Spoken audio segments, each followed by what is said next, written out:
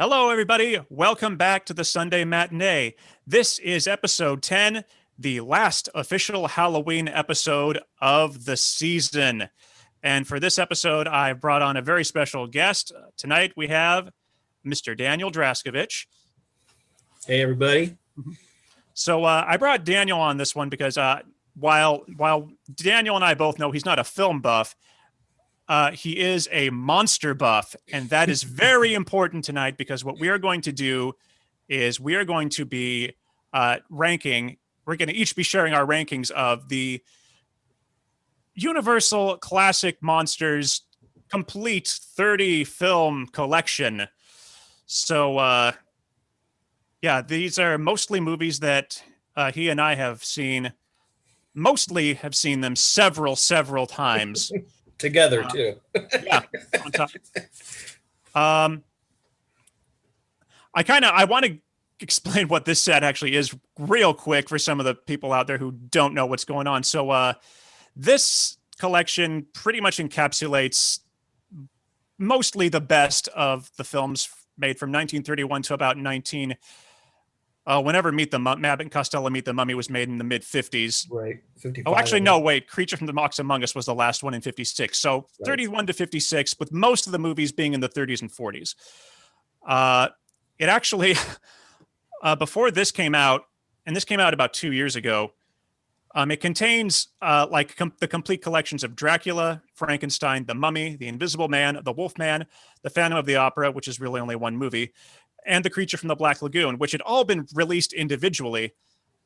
So when this came out as a complete set, I didn't have these yet on Blu-ray, so I definitely wanted to snag that. But I was a little disappointed that they really just threw all these collections into one set because Dracula, Frankenstein, and The Wolfman all have overlapping films. And rather than, just make a new box with the films that overlap on one disc, this set comes with 2 copies of Frankenstein Meets the Wolfman and 3 copies of House of Frankenstein, House of Dracula, and Abbott and Costello Meet Frankenstein. So that's kind of annoying. Yeah. But the other sets are completely unique films. So if you want to buy these sets individually, you're getting a good deal with most of them. If you want to buy the whole set, though, be prepared for that weird overlap. I just don't know why they decided to go that. I guess it was just easier to create a little cardboard box and throw everything in it. So how this is going to work is we're just going to go from 30 all the way down to 1. I'll go first. I'll share my number 30. We'll talk about it for a second. Daniel will share his number 30, and so on and so forth. We will not necessarily talk too much about films that we like. If I have a different 30 than Daniel and his pops up later down the list, we may not talk about that one again. But we may also talk about it in the context of why Daniel likes it way more than me. I guarantee you this is not going to happen too much with the bottom level films, and the top level films are, right. I'm guessing they are probably going to match up fairly closely. Yeah. But those middle films, probably I'd say about 25 to 10 are probably going to be the ones where we have a differences of opinion. But the truth of the matter is, as much as we're going to levy some criticisms on some of these films, even the good ones, for the most part, we genuinely love these films. For sure. Flaws and all. Yep.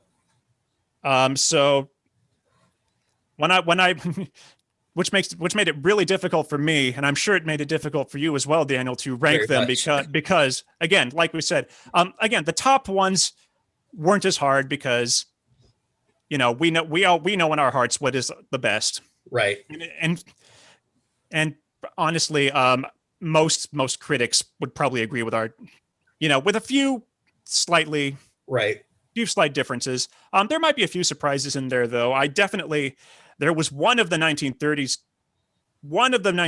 films that I ranked lower than most people are going to expect if you know these films at all.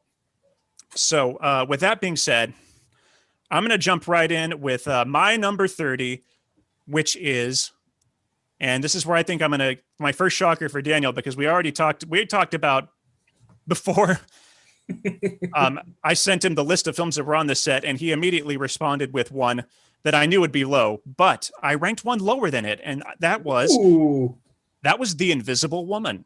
Ooh, yes. I ranked The Invisible Woman lower. The one Daniel's expecting is coming up next for me. I ranked it here because it's not really it's not even a horror movie. No, not at It all.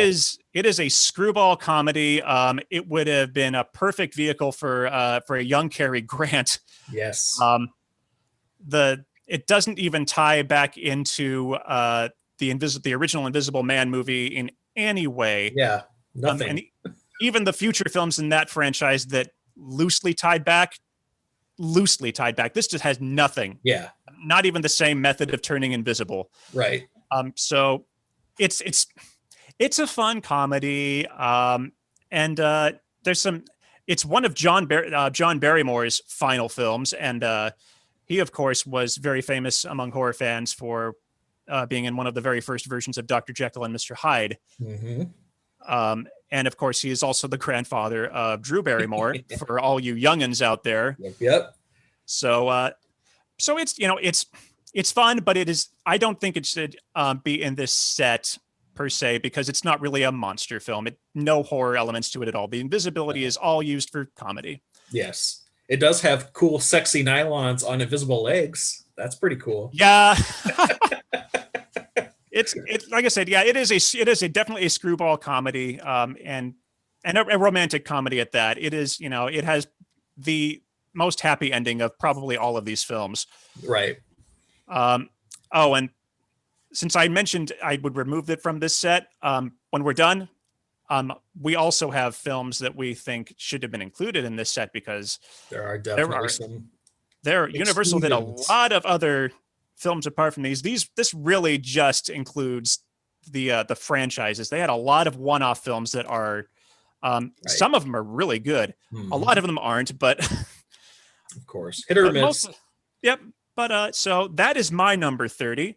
Daniel, what is your number 30? My number 30 is She-Wolf of London from what is it, 46? Yep. Although I can see how you got it at that number 29 there, because it's not very good. But I rewatched it, and there is something I do kind of like about it, which is redeeming. The whole gaslight kind of thing that's going on, because again, it's not really a horror movie. There's definitely no real werewolf in it, but it's not very good. Yeah. The biggest letdown of it is, and this is 46. This is after they had finished like their main run of monster films, but right. Before they had started making the Abbott and Costello movies. So really, it is kind of like their last, as far as I can tell, their last. And again, I would call it a horror movie, but not a monster movie. Right. It's more of a horror movie like Scream, where it's right. It's it's not a monster. It's just a person. And to your point, it's really disappointing that it's very obvious that it is not a werewolf. Right. You can see in a lot of the shots that it is just a person in disguise with some kind of sharp gardening tool. Right. And the gaslighting is great, but the only downside to that is it's super duper obvious who the real killer is in this film. Yes. So the whole story is the housekeeper is trying to trick, the heiress to this rich family that she is in fact a werewolf, and she's drugging her. And it's like, but it's so obvious right. who it is. But yes, you don't see a lot of gaslighting in these old monster movies. Right. And that is, it's a topic we have to talk a lot about today. Right. Especially given our current political climate. Right. So yeah, it was, I forgot about that part. So I was like, I can see how you could, because I can see how you got it above. Yeah, I get you. So we'll just jump right to my number 29, which was She-Wolf of London, and we've just talked quite a bit about that. So I'll jump. Wait, nope, I can't jump to my 28. Daniel, what is your 29? Well, my 29 is The Invisible Woman, so we're good. Hey, all right. So we'll jump into my number 28, and we're going to see a little bit of a pattern here with my lower end films from here on out. Uh, kind of. My number 28 is Invisible Agent. Perfect. It's again, this isn't a bad movie per se. No. It's not, and it's less. It's less of a horror movie. I like to kind of think of it as a monster movie because it is about sending in an invisible spy to fight Nazis, and Nazis are monsters. Definitely the worst monsters. So, but this is, of course, Hollywood Nazis, so it's not nearly as bad as the kind of 1940s Hollywood Nazis at that. So, yes. Not nearly as gross and terrible as real life. Another one of the reasons I put this one a little bit low, and I don't think I had seen this one before, so I knew Peter Lorre was in it, but I didn't know, and I didn't even catch until close to the end that he was playing the Japanese ambassador to Germany. And I know that was a thing that he did a lot, was play East Asian characters, but it's still very disappointing. It's like he is he's Hungarian, right? Yeah. So it's like he has no business playing that role. They could have easily just made him another German, and it would have been fine. Yeah. I did like Cedric Hardwicke as the Nazi leader in that film. Right. He's just a dependable actor for Universal anyway, so he'll pop up. I think he'll pop up twice more. Yeah, a couple more times. But yeah, it's a fun film. But again, the whole Peter Lorre thing is weird, and it does tie back into the original Invisible Man, but it's loose, and it kind of feel like I kind of feel like it also tries to retcon the series and forget the Invisible Man returns. Right. Because I think it's supposed to be like he's supposed to be the grandson of the Claude Rains character, and it kind of makes you think like, wait, what? Right. When did he have a kid? Right. Exactly. When did he find time to do that while he was burning up? Yeah. So, well, it is also my number 28. Oh, perfect. Yeah. Like we said, these bottom ones and the top ones probably going to be a lot of overlap. Yes. Do you have anything else you want to say about that one? No, I mean, Invisible Man fighting Nazis is pretty cool, but that's really all there is to it. I will say, I really liked how they veered away from the bandages and used cold cream as that was kind of cool. Because it was a cool new way. Right. For all the criticisms that I would levy on this film, I will say that with each subsequent film in the Invisible Man series, they continue to one up themselves in the special effects department. Those films were way ahead of their time. Yeah. Effects wise. It made me think, I wonder when Mad Monster, do you know when Mad Monster Party came out? Because remember, he gets hit with the pie, and it's very much the same kind of thing. I wonder which one came first. I'm gonna look it up real quick. I think Mad Monster Party was well after they were finished. Yeah, I would assume, because I think that's the 60s. Yeah, now that I'm thinking about it. Yeah, 1967. Yeah. So yeah. All right, so I'll move on to my number 27 here. This will be the first Abbott and Costello movie on the list. Ooh. And that is Abbott and Costello Meet the Mummy. Ooh. And for the record, I enjoy all the Abbott and Costello films in this set. The only reason I would rank this one lower than the other two is there's not a lot of mummy. No. It's absolutely, I think, laugh for laugh, the funniest of the three films in this set, but it is very much focused just on those two getting into their usual shenanigans. Right. I won't talk much about Meet Frankenstein yet, but compared to Meet Frankenstein, The Mummy feels much more detached from the horror roots of everything. So again, funny movie. Yes. But yeah, The Mummy appears like 10 minutes in and then not again until maybe the last 10 minutes of the film. So, So yeah, that's there we go. That's my 27, and that's all I have to say about it. Yeah, it's not quite my number 27 though. I've got Invisible Man's Revenge. Ooh. Again, I didn't think I liked it as much as I did when I rewatched it. There were parts I really liked. I I like that he's like a homicidal maniac, like right off the jump, pretty much. Um, but it's just not what I want when I'm watching The Invisible Man. Well, when I watched it again, they indicate like right away with the newspaper clipping that he's a homicidal maniac, Right. but it's never brought up again. No. Like the No. police are never after him after that first scene. Right. And it actually seems more like he's the victim Right. at some points. It's very weird. So it's tough to like empathize with either side Right. in this film. You know, the basic gist is he's been missing. This guy's been missing for years, and he goes back to his friends. He's had like amnesia, and finally makes it back, and they owe him. They were adventurers, and they found treasure, and he's never got his cut. Right. So he's come back for his reward. So it's first you want to empathize with him, but oh my gosh, when he starts saying that he's going to take the reward out of their daughter, Right. then it's like, oh no, Yes. no. Takes a turn. Yep. And John Carradine is the scientist who creates the formula in this one. Yeah, it's strange that it's not John Carradine who just Yeah, makes it for it's himself. He very would have been weird. he would have been a good candidate Yes, he for would an have been Invisible awesome. Man. Because we won't talk too much about who the stars of the first two Invisible Man movies are, but John Carradine is an actor who is up there with them in the horror pantheon and also has an amazing voice Yes, like he they does. do. So, since we're on the subject, that's actually my number 26. Oh, So there we go. we are on a roll right now. Yeah. What is your 26? My number 26 is The Invisible Man and meets Abbott and Costello. Oh, okay. It's fun.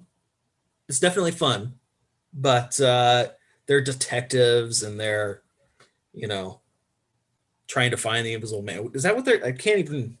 I didn't rewatch this one recently, so this is from a while ago. This in this one, he comes to them.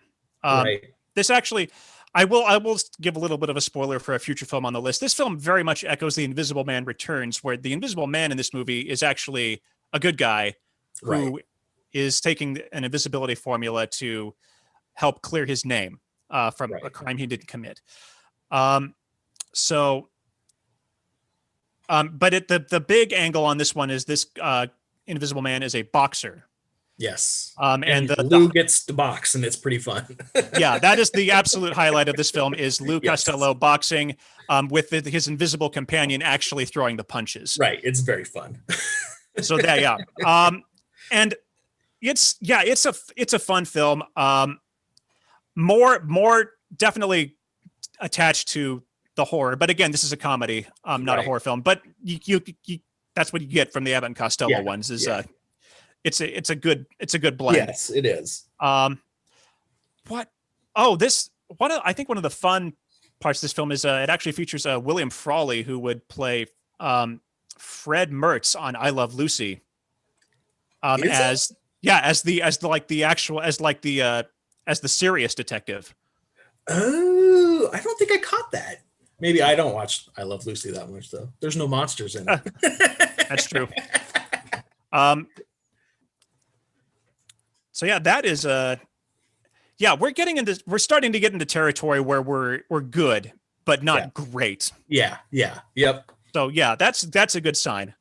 So that was 26. What is your 25? My 25. Okay, my 25. The first Mummy movie on this list wait, I already did Abbott and Costello. The first serious Mummy movie on this list, which is The Mummy's Curse. The last film in the Mummy franchise. I rank it last because it's weird. Yes. There's a lot of these films are going to feature incongruities and inconsistencies between films directly before them, but this one has got to be one of the worst because somehow in the last film, the mummy and the reincarnated princess, who is aged and wrinkled and died basically, they sink into the swamps in somewhere in New England. I think they're in Massachusetts. Right. And in The Mummy's Curse, they are now suddenly in I don't know if it's Louisiana, but it's definitely they're in the bayou. Yeah, They are yeah, definitely in the South. They're in the yes. swamps, and it's like how in the hell did you get down there?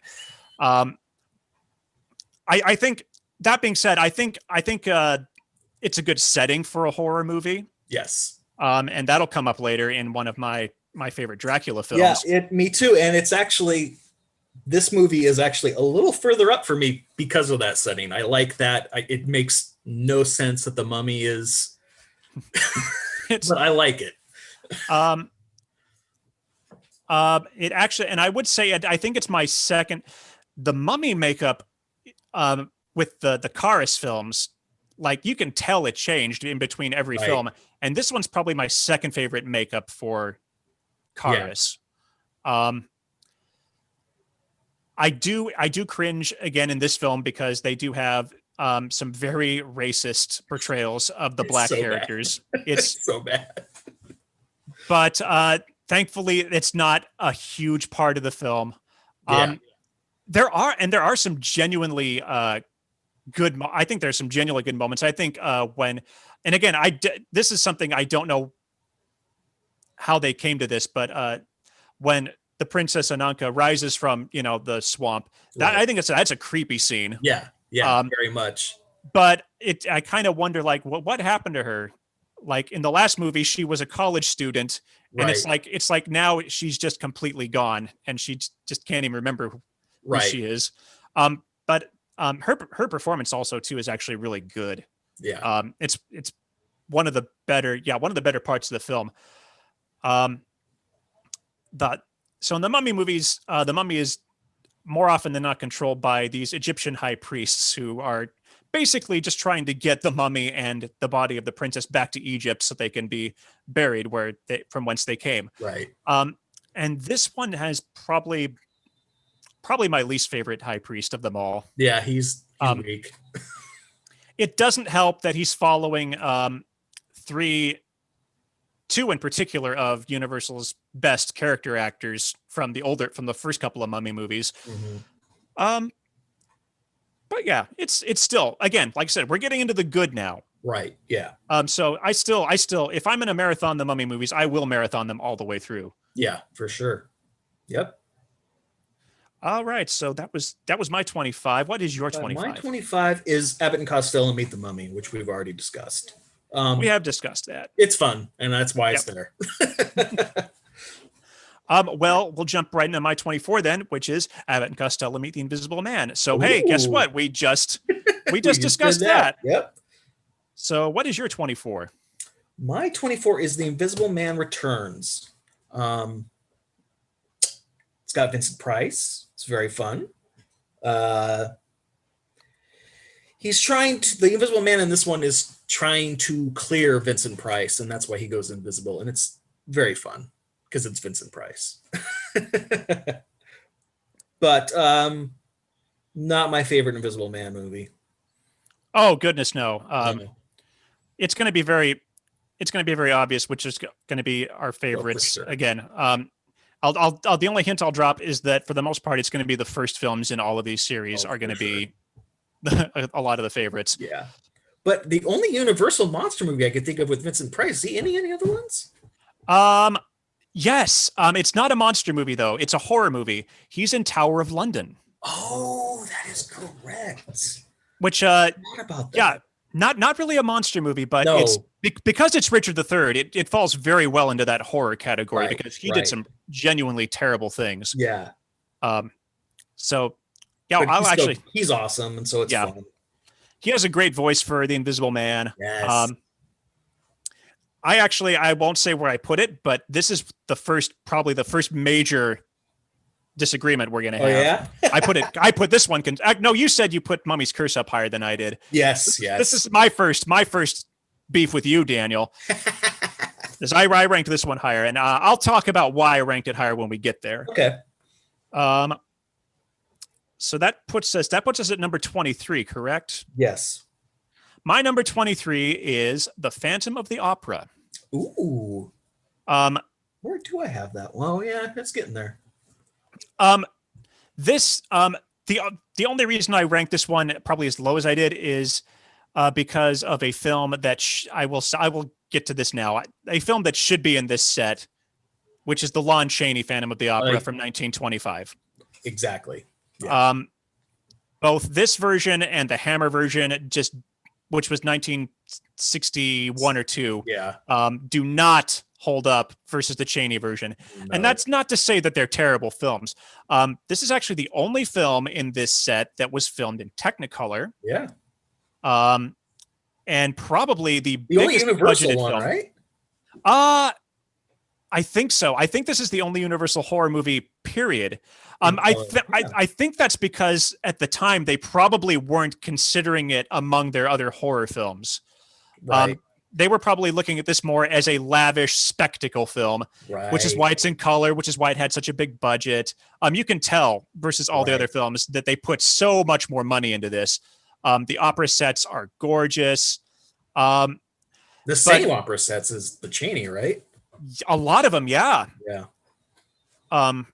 But again, the problem is it's not the Chaney version. The Chaney makeup is better.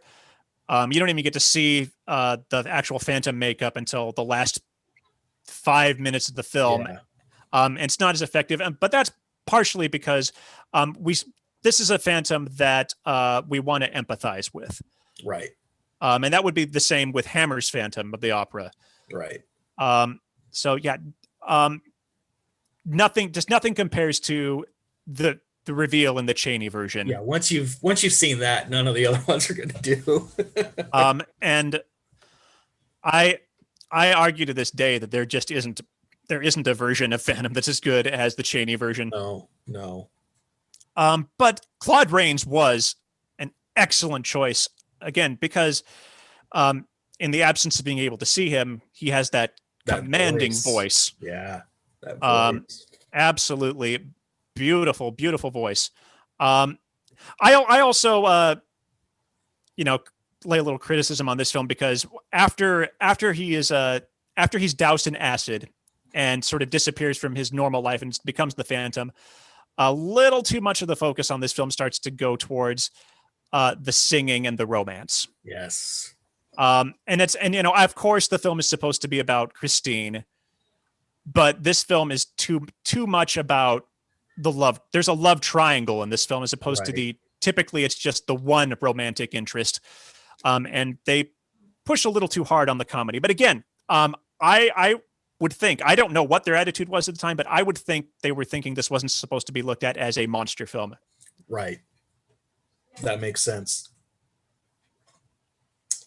Yep. Yeah, it's great. His voice is awesome, but yeah.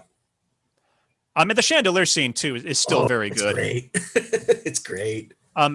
So if you're if you're curious about this film, I would still say see the Chaney version, but the stuff that's good in this film is very good. Yeah.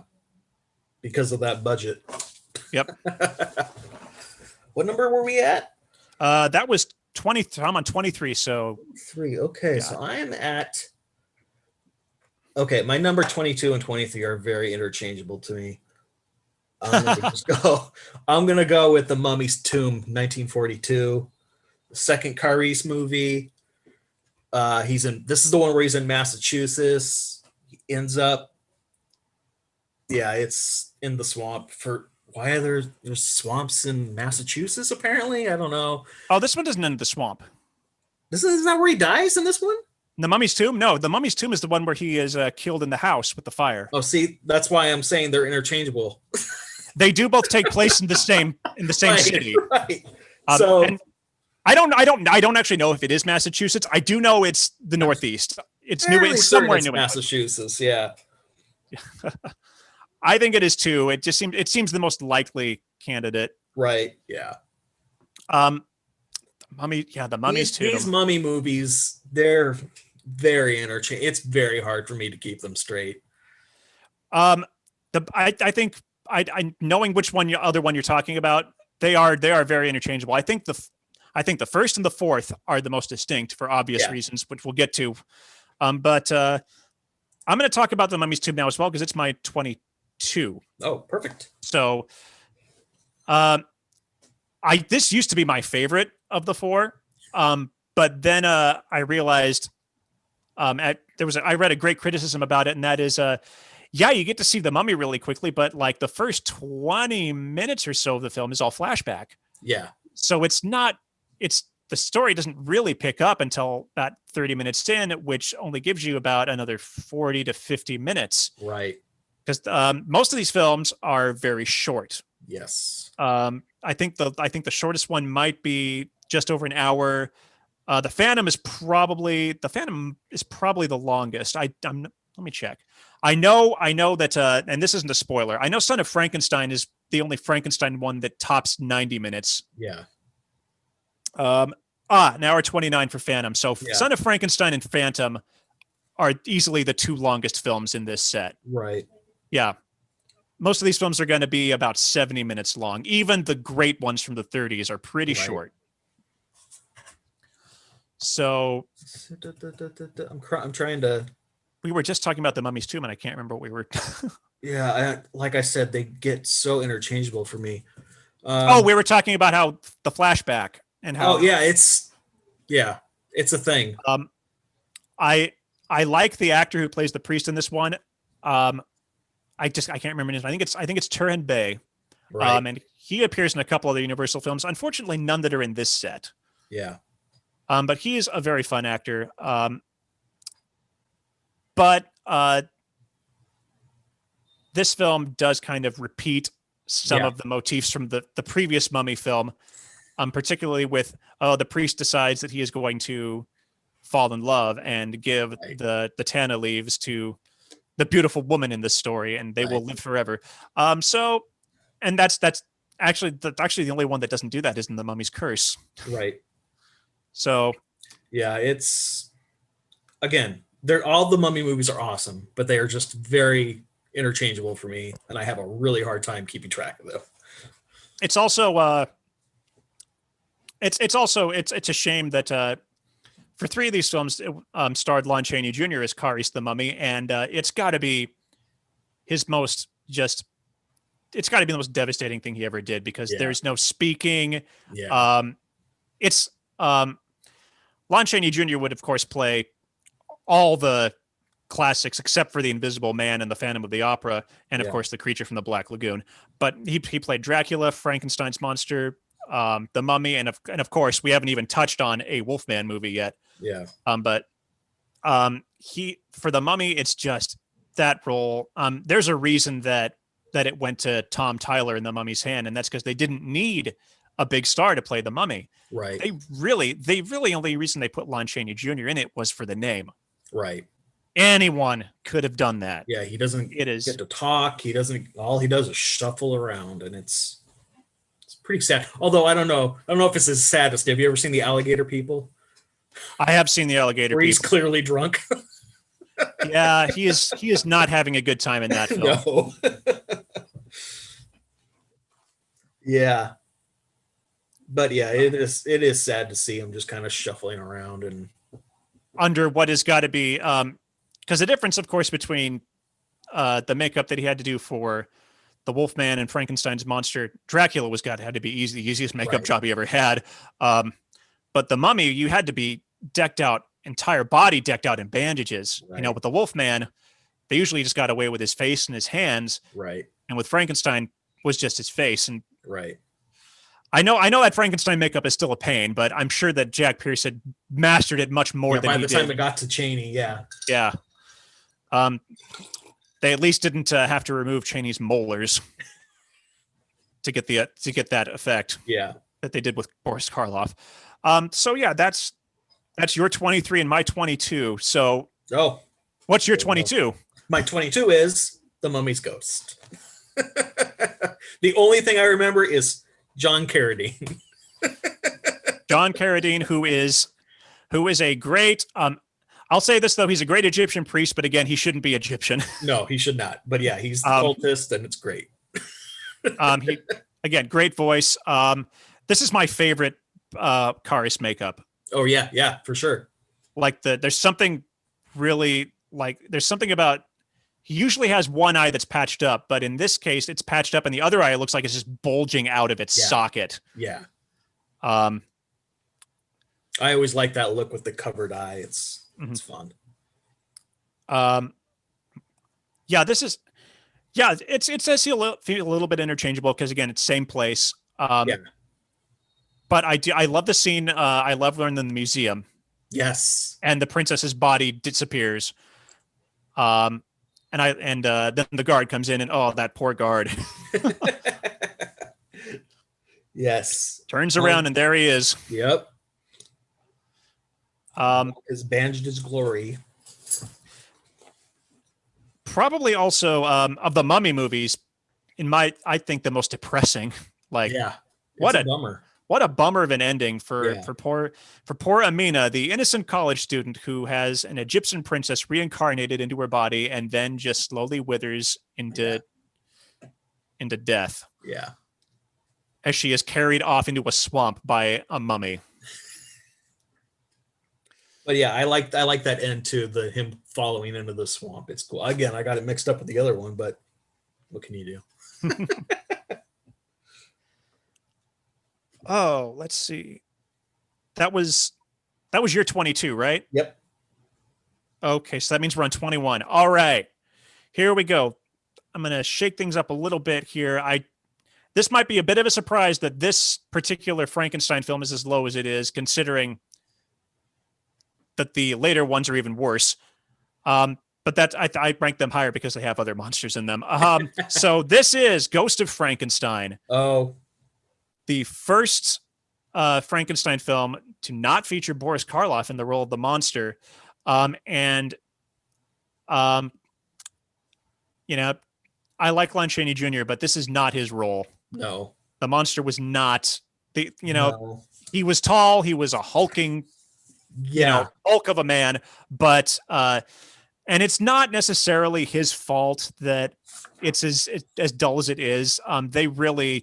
The writers at this point are really kind of taking a lot of the monster's power away just as a Yeah. character. Yeah. And that's why Karloff left. He could tell that this was going to happen. Thankfully, we have Bela Lugosi in this film reprising his role as Igor from Son of Yes. Frankenstein. Not as good as he is in Son of Frankenstein, but No. again, from here on out, the writing of the Frankenstein films just isn't going to be up to snuff. Yeah. At least for the Frankenstein characters. It's also a shame that they originally had wanted Basil Rathbone to come back to this film to reprise his role as the son of Frankenstein, but he was too busy being awesome and doing Sherlock Holmes, Yeah. and we're all grateful for that because he was the Yes. first genuinely great cinematic Sherlock Holmes. So Cedric Hardwicke comes in. We talked about him earlier in what was an Invisible Agent, and he was the villain in The Invisible Man Returns. So this is probably his most prominent role in this set as another son of Frankenstein who has to revive the monster. The monster is super duper sluggish in this film for the first time. The image of when people think of the Frankenstein monster, first off, they do think of that makeup. It's iconic, even though that's not at all how it was described in the book. No. But for a lot of people, they also, vision the monster sort of lumbering about with its arms stretched out. Yes. That kind of starts here and definitely proceeds into the last four films. Again, because they just didn't give the monster really much to do. Yeah. The relationship that the monster has with the little girl is cute, reminiscent of a relationship with a child in the last film. Yeah. But again, this is really his Igor's film. I would have ranked it lower, but the last 10 minutes of this film are brilliant. So I should say this is much higher on my list, but so the last 10 minutes, yeah, the last 10 minutes of this film are absolutely worth getting through the rest of it. Yeah. So this is a massive spoiler. So if you don't want to know what happens yet, here, plug your ears. So it's decided at one point in the film that the monster is going to have a brain transplant and it's going to receive the brain of a scientist who was killed very early on in the film. But Igor plots with another scientist to put his brain into the monster, and it happens. And all of a sudden, you have the monster speaking in Igor's voice. Yeah. And then there's some, and I say pseudoscience going on with But what it's all happens next, but it's all pseudoscience. We have yet to have an actual brain transplant. Right. So what happens is the monster starts speaking Igor's voice, and he's like, "Oh, I'm going to rule the world." But then suddenly the monster goes blind, and Dr. Frankenstein explains that it's because Igor doesn't have the same blood type as the monster, so his blood can't feed the sensory nerves of his eyes. And it's like, well, okay, I suppose that's good enough pseudoscience for 1942, whenever this was made. Yeah. But it makes for a fantastic ending, and Yes. the Igor monster literally in his blind state runs around and Just knocks all the laboratory over and blows everything up, and Yeah. it's a glorious ending. It's great. So again, it's my least favorite of the Frankenstein film. I mean, I'm saying this again, not the other ones are higher mostly because there are other monsters, namely the Wolfman is in them, and Yes. we'll explain why the Wolfman makes those movies better. So what is your number 21? My number 21 is the first of the sequel of the Mummy movies, The Mummy's Hand. First introduction of Carice. It's the whole story over again. It's always going after the Princess Ananka, right? It's always Ananka, right? Mhm. Yeah. But it's Tom Taylor. Is that the guy who's Carice? Tom Tyler. Tyler. I He's think cool. he was a wrestler or a boxer or something. I think he was an athlete. I think that's He's got why a cool look. Yeah. Yeah. But again, these Mummy movies are they're not the Mummy is my least favorite of the Universal monster movie. So now that I've got most of them out of the way. I'm going to dive into this one a little bit too, because this is actually my number 20. Okay, perfect.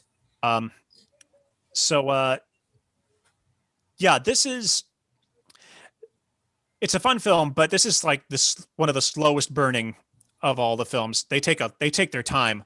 Fortunately, it makes sense why they take their time story wise, but it is slow to get out there. One thing I think is very interesting about this film is I actually think that the 1999 Mummy with Brendan Fraser and Rachel Weisz owes as much to this film as it does to the 1932 original. For sure. Because in this film it really is about the adventure to go out into the desert and find treasure. Right. Which is what the 1999 film is about. Right. And really the only thing that the 99 film takes from that 32 film is the Imhotep name. Right. But the cast of characters in this one, they're fun. It's a fun cast. Yeah. For sure. As far as the Mummy goes, I do like that look. I love the effect they used to sort of black his eyes out in some shots. It's really creepy. Cool. It's very cool. It has George Zucco as the very first of these Egyptian. Again, he's not Egyptian. Yeah. He's the least he's the Egyptian. He's the least Egyptian of all these characters. Yes. But he was also a pretty well-known horror actor at the time. Not as big as, of course, the Lugosi's and Cheneys and Karloffs, but he pops up in quite a few, not as many Universal films. Yeah. But a lot of other horror films at the time. But yeah, this one does kind of end on a weak note, though, compared to the other Mummy movies, where they just throw the torch on him. Right, and he catches fire. Yeah. And it's kind of one of the biggest flaws with these films is these people are really dumb. They do not, like, they talk about, oh, we should have taken the body of the mummy with us. It's like, yeah, you should have. They do this twice at the end of the Mummy's Hand and the Mummy's Tomb. In the Mummy's Tomb, it's engulfed in a fire at the house. And it's like, well, why didn't you, dig it out of the flames so it couldn't come back? Right. They really screwed that up. Yeah. Most of the characters in this film are in the second film. It takes place like 30 some odd years later, and they are most of these original characters are killed off in that film by the mummy, and it's like, yeah, you should have taken the body with you so that Right. these Egyptian priests couldn't bring him back. Yeah, yeah, You brought this on yourselves. yeah. But yeah, he looks very cool in this one. Um, yeah, it's the first thing with the tana leaves, right? Yep. First, yeah, It does. This film and The Mummy's Curse both pretty liberally use stock footage from the 1932 Mummy. hmm Because not to spoil too much from the original Mummy, but both mummies basically kind of have the same motivation for doing what they did, which is they fell in love with a woman. So they basically reused a lot of that footage to tell the story of Caris. right. So if you look closely, you can even see Boris Karloff in some shots. It's That's pretty fun. obvious. One of my unintentionally funny favorite parts of this film is there's a shot of the mummy and its shadow on the tent as it's Right. approaching, and it looks like the Alfred Hitchcock shadow,